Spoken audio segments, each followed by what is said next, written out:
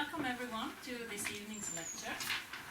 It's the first lecture of the new year here at this institute, and I'm very happy to welcome Hernandez Garces, who has also been responsible for teaching here before. So we know you well from earlier. Teaching our winter course for students, and I'm also very, very happy to see the students from this winter's course here today. Very nice. Carlos is currently teaching in China, so he likes to go places where he can learn a new language, obviously. So this gives him an opportunity to learn also Chinese and Russian, I have understood. And then he's been to Norway and learned Norwegian, and here in Greece and learned Greek. And but you are originally from Spain, and he has been doing his PhD in Oslo, and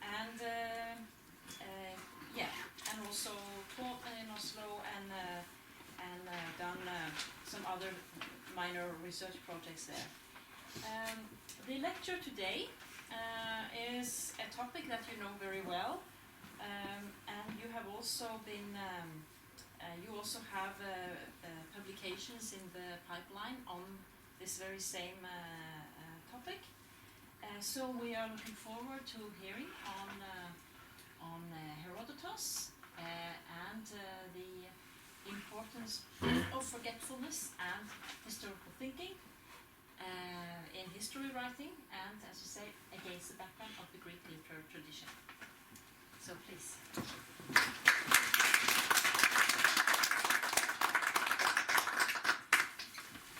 Thank you for your introduction, Eugene, and I would like to thank the Norwegian Institute first of all as well for giving me the opportunity to come back to Greece and to do my research, and also on a personal level for making me feel at home, as you always do.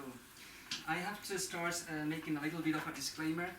The parts that I'm better acquainted with when it comes to forgetfulness and lethe is Herodotus. So this is precisely what I've been trying to do with this survey. I've been trying to delve into the rest of the occurrences to have an overview of this. And yes, I am working on publishing this. We'll see if I manage to pull it off. I trust you have handouts on this. I don't know if everyone does. Are there any more handouts? Yes. Well, they're going to be on the slides anyways, but if somebody wants to take a closer look at something, it might come in handy to have a handout. Can you show just a little bit more? So this was a spin-off of my dissertation on Herodotus, and as I said, I'm going to try and offer a survey of lethe and forgetfulness, and one of lethe's cognates in the literary corpus from Homer to Xenophon. That's the chronological limit I set for this survey, at least for the time being. Not all the examples mined from the texts are gonna be on the slides or the handout. They are not overwhelmingly many, but they are more than we can discuss today, so this is a selection. But I have tried to be exhaustive in the mining of the examples. I'm saying this because if somebody amongst you is acquainted with some passages, remarks, commentaries, constructive criticism, everything is more than welcome. As for the talk, just to give you an idea of the general structure that I'm going to try to follow, I will first give you a little introduction on the topic of forgetfulness in relation to memory in the emergence of historical thinking, and then I'm going to try and follow a thematic line which to a large extent overlaps with a chronological line, not entirely, but to a large extent. However, since Herodotus was the main focus of my study, I'm gonna keep Herodotus as the reference. We're gonna start off from, I'll come back to Herodotus in the middle, and I will try to wrap things up with Herodotus. I say try because I hope I will not overstep the time limit I've been allotted. So with any further ado, let's take a look at the material. First, general remarks. Thinking about the past in historical terms is clearly a very characteristically human endeavor. And at the same time, we all know that memory and history often and very frequently occur interchangeably. This is also the case in classics, and I just wanted to, again, the amount of material is overwhelming, so just a few pointers to show this. I wanted to see also how this goes back a while, so I chose this quote from Graveline's book, one of the recent books he published. Jonas Graveline is one of the most proactive and best known, well-known scholars in the study of time and memory in ancient Greece, and in one of his words he opens the introduction quoting Nietzsche from, this dates back from 1873, and he says that we are all suffering from a consuming historical fever, and then he goes on to paraphrase those words of Nietzsche's, saying that our culture, it is widely agreed, is obsessed with memory. Also, nowadays, I will allow myself, if you don't mind, to make a little digression. This is not just something that is restricted within classics. This has spilled over the limits of classics, and we can see how memory enhancement has become a topic nowadays in many fields. I guess many of you have seen Black Mirror, a very popular TV show where forgetfulness and memory are very operational elements in the composition of the episodes. Forgetfulness, exerting forgetfulness, which is one of the theoretical impossibilities, as the ultimate way of punishment, like that episode when somebody's memory is erased every evening so that the punishment, it's a criminal, but nonetheless the cruelty of it is that every morning that person has to go through all that suffering all over again. And at the same time we have episodes where total recall, thanks to technical devices, becomes a nightmare. This kind of dystopic idea that we reach the goal only to find out that we shouldn't have come there. Anyways, this is understandable because we humans have always tried to find new ways to relate to the past, but at the same time it is perhaps appropriate to consider whether this is desirable. After all, could countries withstand to remember and to be reminded of all past blunders? And what about us as individuals as well? We also historize our own lives, and we do so obsessively sometimes. So could we withstand total recall? A couple of instances in this direction as well are Borges, Jorge Luis Borges, the Argentinian Nobel Prize for Literature. He wrote a short story called Funes el Memorioso, Funes the Memorious, and he depicts a man who cannot forget anything. This is not a spoiler because it's from the word go, it is clear for everyone to see. Total recall leads to paralysis. The man cannot act, simply. And then in Umberto Eco we have a very playful essay called An Ars Oblivionalis, Forget It, where he speculates with the idea of generating forgetfulness, coming to the conclusion that memory overload could be the only way to reach the goal. At any rate, the bottom line is that forgetfulness doesn't only appear as a natural faculty, but as a necessity. We find this also in Cicero, the Oratore, where in an anecdote, he tells us that, well, we can read it, we can read the quote, and that way I will take less time as well. Themistocles replied, well, a learned man comes over to Themistocles and offers him to teach him mnemotechnics, so that nothing would slip from his mind. To which Themistocles replies that he would rather learn how to forget things that he doesn't want to remember. The term lethotechnics is not as widely used as mnemotechnics, but it's also in circulation, by the way. And this bears on an aspect of the depiction of Themistocles in Herodotus that we will see in today's talk. So let's go on to the first example. Obviously, Herodotus, the so-called father of history, the first historian whose work we have as a whole today, and obviously anyone who has read Herodotus knows that memory is at its heart and as its goal as well. But nevertheless, the interesting thing is that forgetfulness is strikingly visible in the histories. The word, the term for forgetfulness, the noun, occurs only twice in the histories, lethe.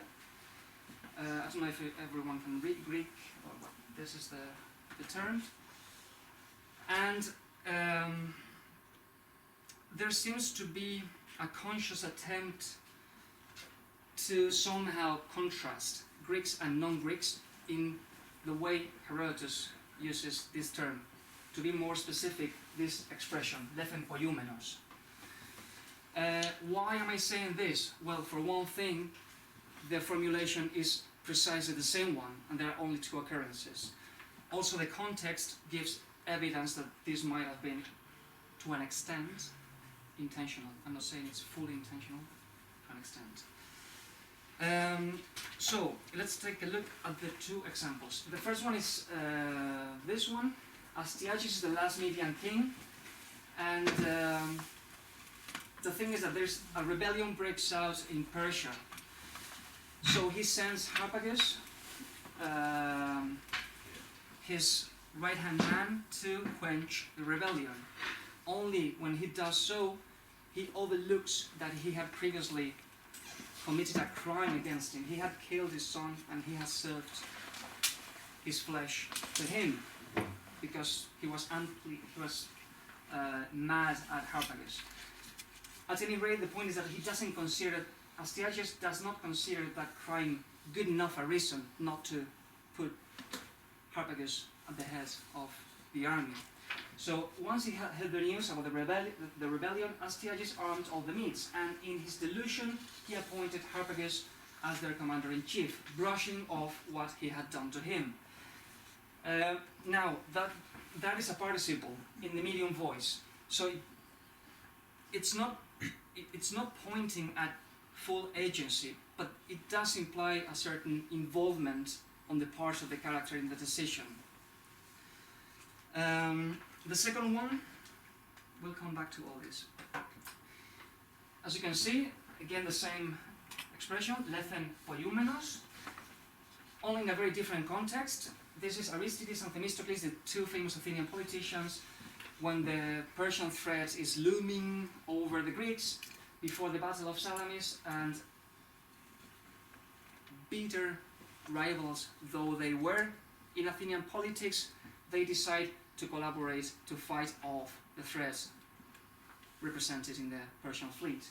So Aristides called Themistocles out of the conference venue, choosing to put their differences aside because of the scale of their present plight. Of course, as everybody knows, and that's why we're here probably, this played out to the advantage of the Greeks. They won the battle, and things took a good turn for them. Now, this is the genealogy of Lethe. In the first cases, in the epic poems, Lethe is normally a divinity, which means that no humans can wield forgetfulness, which is what we saw previously. In Hesiod, we find Lethe's genealogy, the daughter of eddies, strife, and amongst her many siblings, Hesiod lists lies, tales, disputes, lawlessness, and ruin. In brief, there's a clear negative tinge attached to Lethe in this context. In Homer, Lethe is a hapax legomenon. It only occurs once, and it's in the passage when Zeus sends Dream to instruct Agamemnon to resume the fight as soon as day breaks. So it's a Zeus, it's a god, sending Dream to instruct a mortal what to do. Again, mortals have no say in this. They restrict themselves to following what has been determined.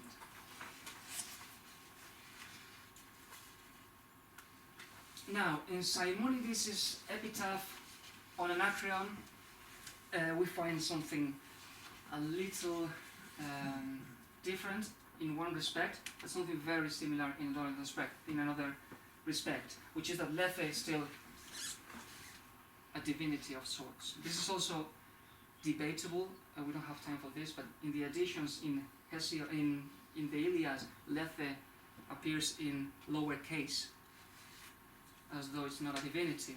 But I think there is reasons to believe that, like Dream is normally in the upper case in the editions, then you could do the same with Lethe. At any rate, this is the example from Simonides, and it goes as follows. This is example number 4 on your handout. Alone in Acheron, he grieves not that he has left the sun and dwells there in the house of Lethe. He grieves not. But that he has left Megistius graceful above all the youth and his passion for Thracian's Meredith. So, in a tour de force, Simonides is trying to downplay the terrifying prospect of Lethe in relation to death by saying that Anacreon does not grieve being down there, so it's not so bad. What he minds is that he cannot drink wine and that he cannot be with his beloved Megistius. So he's downplaying the baneful connotations of Lethe attached to death, while at the same time praising the two sources of desirable oblivion in life, which are love and wine. Not to mention that he makes Anacreon remembering death, because Anacreon in this poem is remembering what he had in life. Let's see. This is Euripides. This is one of the few chronological leaps or steps that I take. Because without the agency of wine, we see that also a few times Lethe can be perceived as the only source of comfort and solace.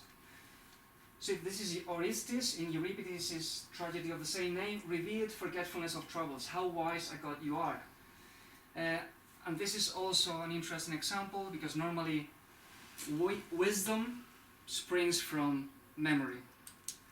So in this case, what Euripides is doing is that he's somehow snatching away the faculty of wisdom from memory, and he's bestowing it upon forgetfulness. Accumulation of experiences, remembering them, memory, wisdom. But here, this has been inverted.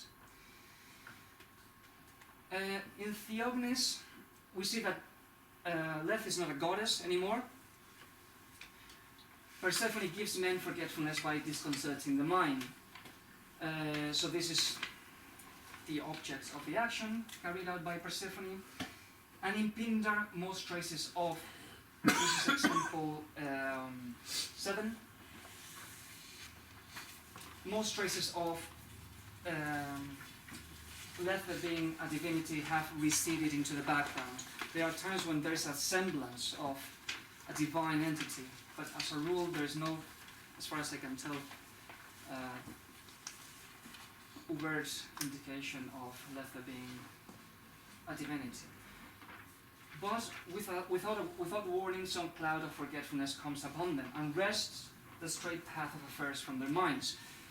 So I'm using these examples to illustrate how Lethe goes from being a divinity in the Homeric poems to being the result of the action carried out by Persephone, then a cloud, and then what's going to happen.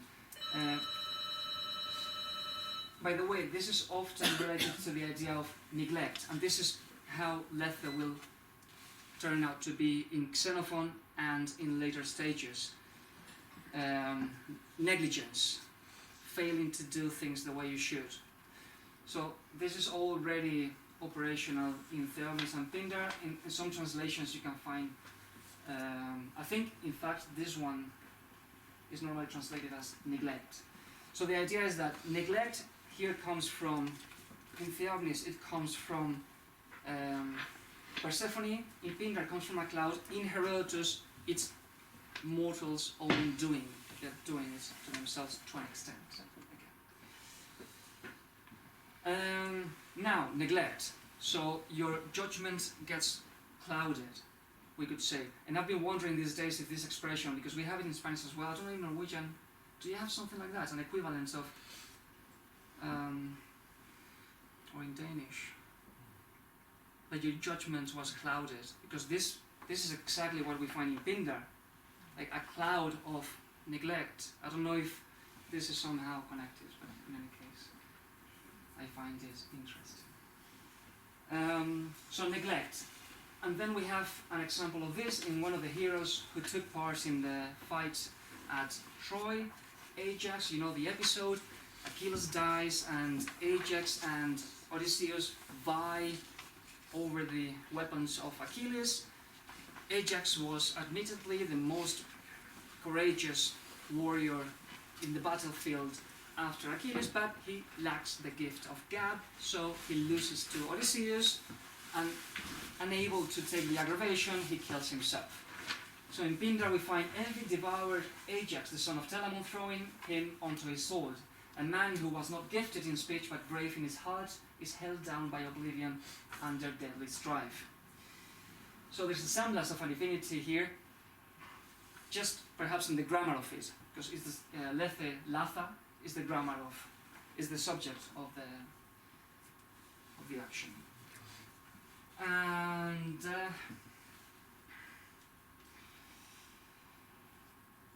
yeah, well, I don't know if I'm going to have time to go through every single one of them. The thing is that in this case, it's Pindar again. Very briefly, the pass of time is portrayed as something positive without the mediation of memory in this case. So when deeds have been accomplished, whether justly or contrary to justice, not even time, the father of all things, could undo the outcome, but with a fortunate destiny, forgetfulness may arise. Yeah, but I'm not going to say much more about that. Now, in Sophocles, in Philoctetes,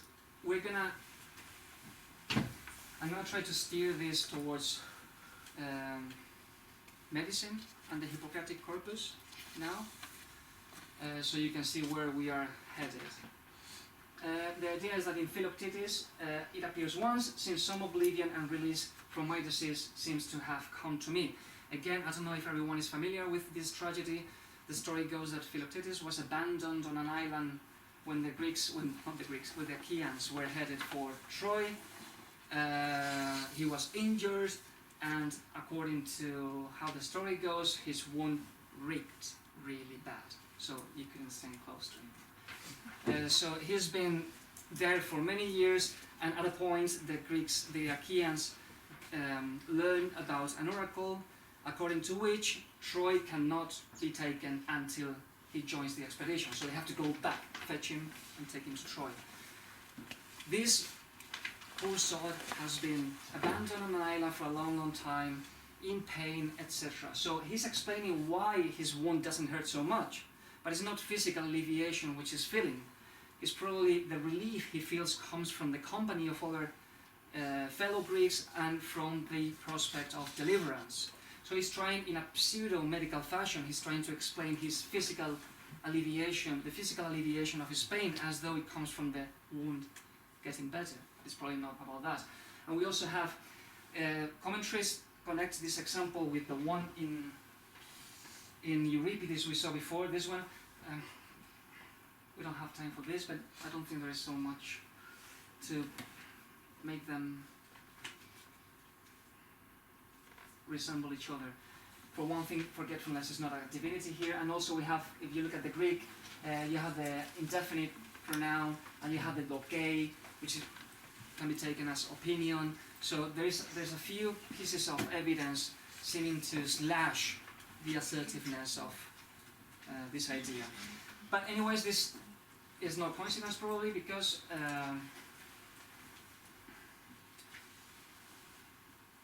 we have, well, before we go on to that, we have Euripides again, Iphigenia in Tauris, another interesting example, which we don't have a lot of time for. It's interesting because this is Iphigenia. She's in Tauris. She has been taken away according to this version of the myth. She was not sacrificed by her father Agamemnon. She was taken to Tauris. The thing is that she learns about the alleged death of her brother Orestes, and she's trying to stop thinking. She's trying to stop brooding over all her concerns. She thinks she should focus on the death of her brother, but she can't. So she is trying to exert forgetfulness on herself, which seems by all means impossible. I'm saying this because in the commentaries I have found more than once that there has even been suggestions to correct the grammar, because the grammar grates on the ear if you read it in Greek. But the thing is that the way I say it, this is the perfect manner to represent the turmoil that is going on inside Iphigenia. She's trying to exert forgetfulness on herself, so the bits and pieces are not placed in the right place, and this somehow shows in the grammar. At any rate, she exclaims, "To me oblivion of these things now." And there's another example in Bacchantes, where Lethe and Hypnon, sleep, are used together in the same context as pharmakon. So this is like medicinal. Hypnos and Lethe as there's no other. Whenever they are filled, humans, they are filled with the stream of the vine, and it gives them sleep, a means of forgetting their daily troubles, nor is there another cure for hardships. Cure pharmakon. So this cannot be haphazard, since the term is well attested in the Hippocratic corpus. I have only cherry-picked this example, I think, and another one. There are more, but this is the most illustrative one probably. It's attested twice identically in proretic and quamper notions, and it goes: loss of understanding in conjunction with chills is a bad sign. Bad is also forgetfulness. So it has a very pointed judgment on what forgetfulness means. This is not poetic use anymore. It's not desirable oblivion. This is a medical approach to it, and forgetfulness can never be a good sign. Simple as that.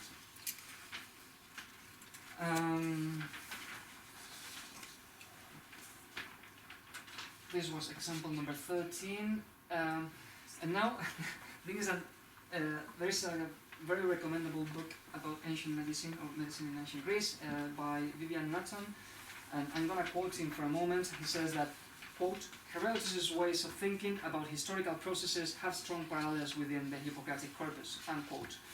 So I wish I could reveal something important about Lethe in connection with Hippocrates and Herodotus, but it's not the case. I don't think there is any evidence connecting the text on this core in particular. I don't think we have seen the use of Lethe in Herodotus, and it doesn't seem to have anything to do with this kind of usage. However, there's one such case in Thucydides, in the description of the plague, which is ravaging Athens, where he goes, "There were some also who, when they first began to get better, suffered from a total loss of memory, not knowing who they were themselves and being unable to recognize their friends." And in Thucydides it occurs a second time, in the funeral oration where, in the part of the funeral oration where Pericles addresses the Athenian women who have lost their children. And it goes as follows. This is example number 15. In your own homes, these new children will prevent you from brooding over those who are no more, and they will be a help to the city too, both in filling the empty places and in assuring her security. And this example is also very interesting because it blends for the first time the individual with the collective.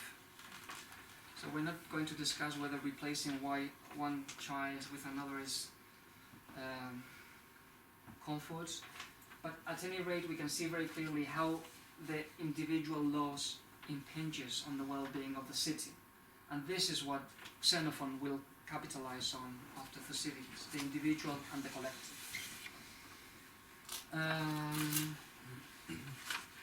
Yeah, and this is the first example we're gonna look at in Xenophon. And this appears in the context. In Xenophon, the idea of the individual and the collective around the notion of not being negligent, in other words, not being forgetful. In Xenophon, this is very important from what I have seen. In this case, it refers to, in the Memorabilia, Socrates is discussing how important it is to keep a fit body, insofar as keeping a fit body is a way of keeping your self-discipline in check. And self-discipline is the only way to reach virtuous conduct in life. So he connects all these points about how you carry yourself with the well-being of the city. So many people's minds are often so invaded because of their poor physical condition by forgetfulness, despondency, irritability and insanity that their knowledge is actually driven out of them. And in another passage in the Memorabilia, Xenophon dwells on the preservation of tradition. This is example number 17. So the idea is that tradition, the preservation of tradition embodied in the epic poems, is a way of keeping the role models that make virtuous conduct possible again.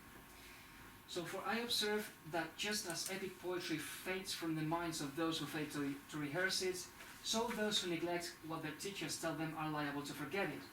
Now, when a person forgets the advice he has been given, it means that he has also forgotten the influences that set his heart on self-discipline.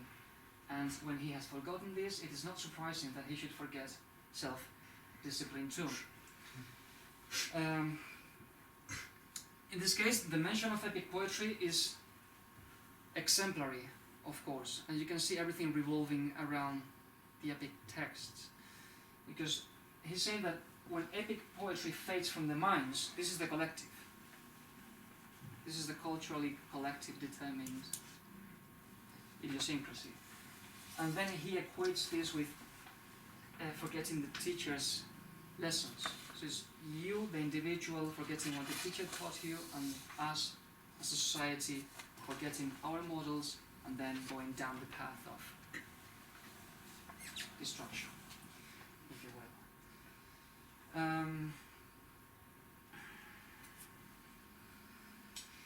And this is the passage that I will use to make the transition, if I may, to the second term I would like to discuss, because as you can see, I marked it in bold. There are many occurrences of epiletho, 1, 2, 3, 4, 5. So this is a cognates of lethe.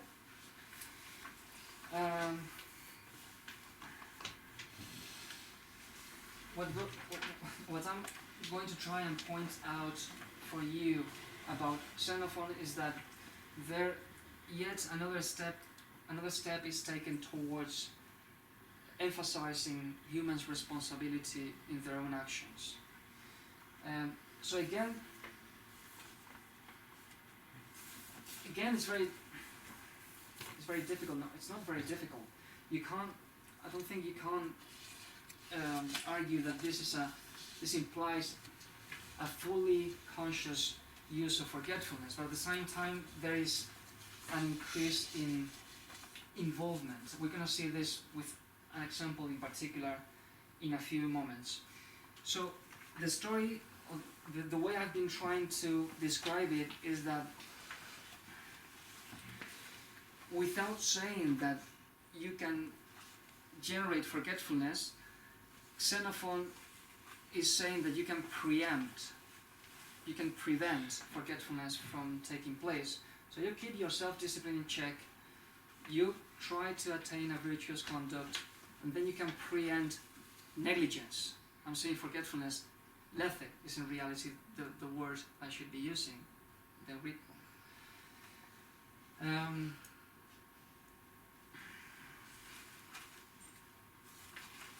And here we have an example, the only one from the Hippocratic corpus, as far as I remember, of epiletho. It says, because of the same affection the patient becomes oblivious. And I'm quoting this as well because even if you look it up in the TLG, you will see that the translation it gives is to pause, to forget. So there is already a nuance.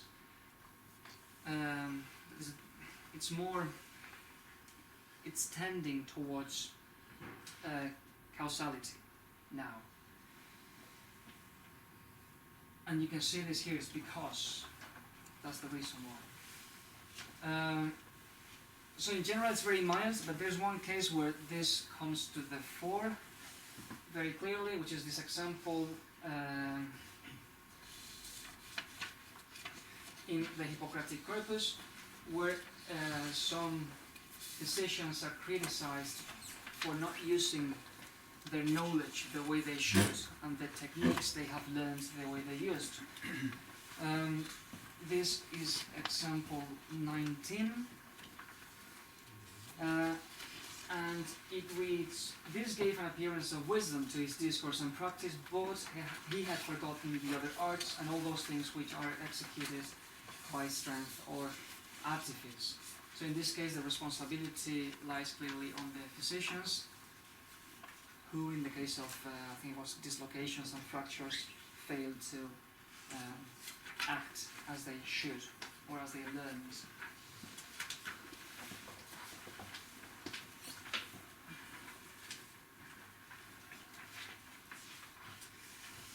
But going back to Xenophon for a few more moments, because this is extremely productive in Xenophon, this idea of epiletho, negligence, and examples along the lines of these two are abundant. So you can find many of these in Xenophon. I just cherry-picked a couple of them to illustrate this. And he, although he had received many wounds, nevertheless did not forget the deity. Number 2, but if those matters turn out successfully, be well assured, my allies, he said, that I shall not forget you. So what do we have here? We have the values that bind the polis together. It's mortals with their fellow humans and mortals with the gods. So this chap is injured, he could have gone to the tent to get tended to, but no, first he has to comply by the sacrifices and do his due to the gods. And the same for men. So you should take care of yourself, you should abide by the social bonds to other humans and to the gods, and that's the way to not to become negligent. And another example which contrasts Lethe with what we saw in Homer or in the Homeric poems. This is from the Anabasis, and Xenophon the historian has Xenophon the soldier address the army to urge the soldiers to press on their way home to Greece. they are in the middle of Asia, they're trying to go back, and at a point the temptation of fertile lands and charming women is too strong, so the army is seriously considering settling down there instead of going back to Greece. So Xenophon the soldier says, I really fear, however, that we may, like the lotus eaters, forget our homeward way. So this is obviously a citation from, or a reference, a clear reference to the Odyssey. And this is the passage in the Odyssey where Calypso tries to convince Odysseus by all the means within her power to forget about Ithaca and to stay with her. And never with soft and flattering words, she works to charm him to forget Ithaca. So the difference is that in the Odyssey, Odysseus will have to drag his companions away from there. Whereas in the Anabasis, the responsibility, the decision, the choice is down to the army.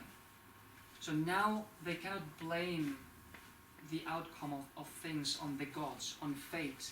More emphasis is being laid on individual and collective choices. It's your responsibility.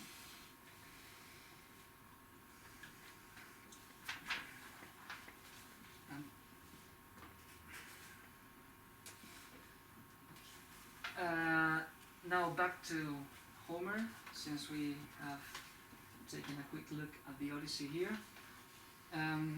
Of course, all this is very different from the temporality, the kind of throbbing temporality we find in the Iliad, embodied in Achilles. Achilles had said this, and now I'm trying to link this passage also because of the use of epiletho. Achilles says this in the Iliad, I will never forget him, Patroclus, his companion, Patroclus. After Patroclus is killed by Hector. I will never forget him, never so long as I remain among the living, and my knees have their spring beneath me. And though the dead forget the dead in the house of Hades, even there I shall still remember my beloved companion. As far as we can tell, he kept his promise, because in the Odyssey he appears twice in the underworld in the company of Patroclus. And not only that, obviously the Iliad is not the War of Troy, it's not the book about the War of Troy, it's Achilles' rage, what it's about. So every time the poem was recited, or every time the poem is read nowadays, Achilles is being kept alive, and therefore the memory of Patroclus is also being kept alive. So this is a circle that perpetuates Achilles' victory over time.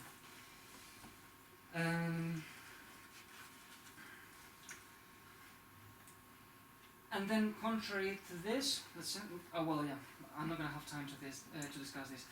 Poetry is also potentially poetry is also a source of desirable oblivion, forgetting the sorrows by reading the poems. But I'm more interested in this. Euripides Hecuba is the opposite from Achilles, from the position in which Achilles finds himself in the epic poems.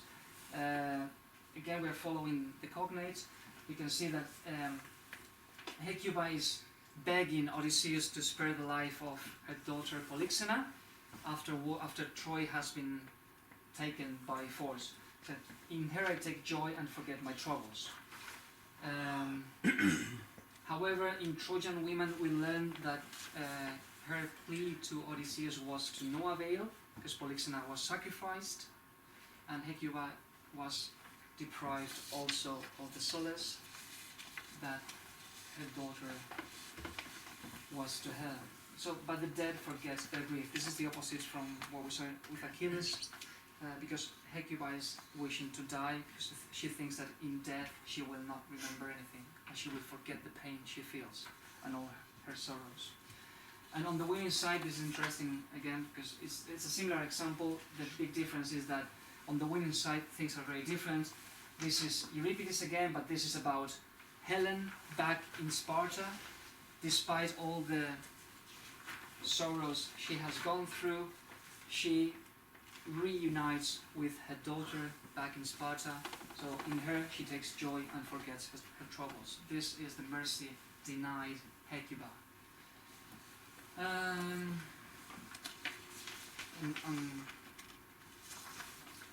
coming close to the end. This we find in Sophocles. I just wanted to bring this up because in Herodotus, although we're not going to have time for that, there are several instances which are usually taken as funny anecdotes, and they are very cute in a way, but there is always meaning behind what Herodotus says. And this is about enemies fleeing when they are reminded of who they were, like the Scythians. You were our slaves. The Scythians cannot take the upper hand on their enemies who used to be their former slaves. And just by telling them, by reminding them they were slaves of theirs before, the others just flee. We're not going to have time to go into that. I just wanted to show this because it's a new way to navigate the turbulent waters of forgetfulness. So not to give in to hate, or not to neither give in nor forget those who harm you. And this is the example I was talking about. Again, we're not going to linger on this one. Now, again, as when I started presenting the material, there are also two equivalent expressions with epilanthano, in this case with hekon before, which means it's a participle underlining that the subject is aware of what it's doing, so deliberately, wittingly forgetting something. In this passage, Herodotus says, a Samian man took all the money. I know his name, but I committed to oblivion wittingly. There are many ways. This is just one example. There are many examples of Herodotus saying, I'm not going to talk about this, I'm not interested, or I don't think this is suitable a topic to discuss, etc. But once he phrases it with, I'm trusting this to oblivion, and I'm doing it on purpose.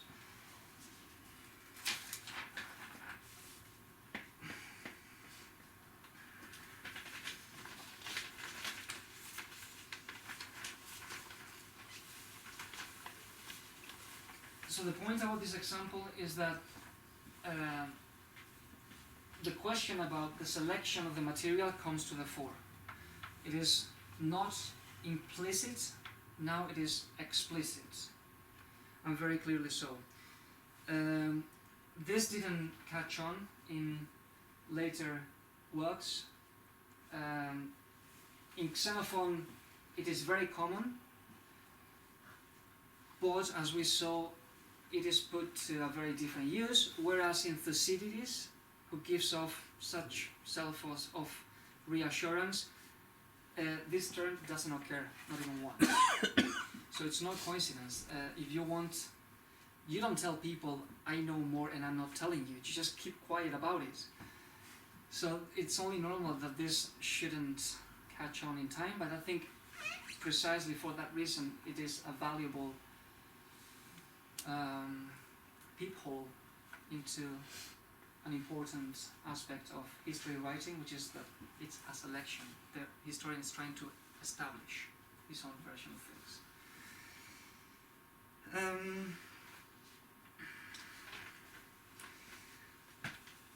And at the same time, if we go to the Greek original, then we see that historical truth rings with an echo of non-forgetfulness. We have another example in Herodotus where the same expression occurs. This is Prexaspes, he's a Persian nobleman, and he has been, a couple of Magi have taken over the throne of Persia, and they have been deceiving the people for a while, so they instruct Prexaspes, who knows very well about the scam, to tell the people a lie, to tell them that everything is okay and the king is still alive. And Prexaspes in the last minute decides to change his mind. He says, yes, I'm going to play along, no worries. And then when he stands in front of the people, he decides that the right thing to do is to tell the truth. So he says, he wittingly committed to oblivion the instructions which they had been given him, showing the truth and saying that he had kept it hidden before. And after saying this, he jumps off and kills himself. So these are his last words. Probably also in order to confer more authority and trustworthiness to his statement.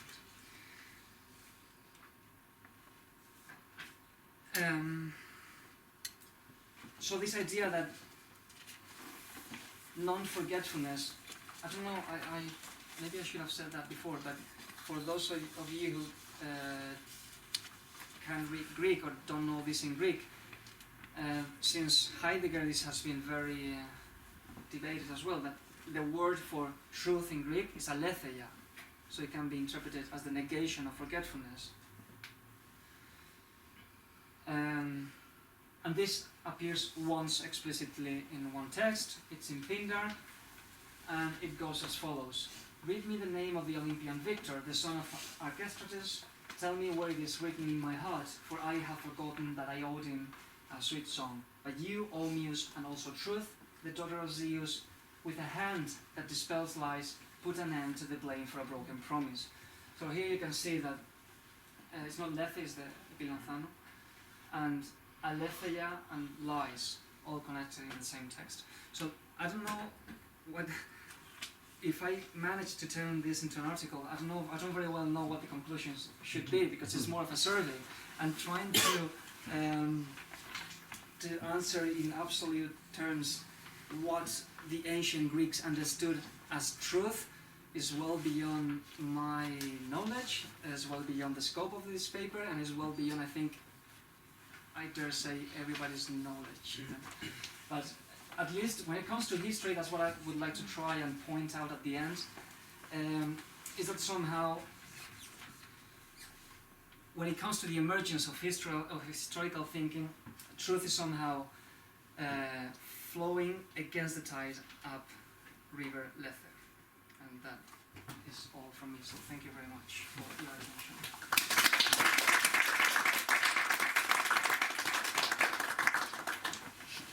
Thank you very much.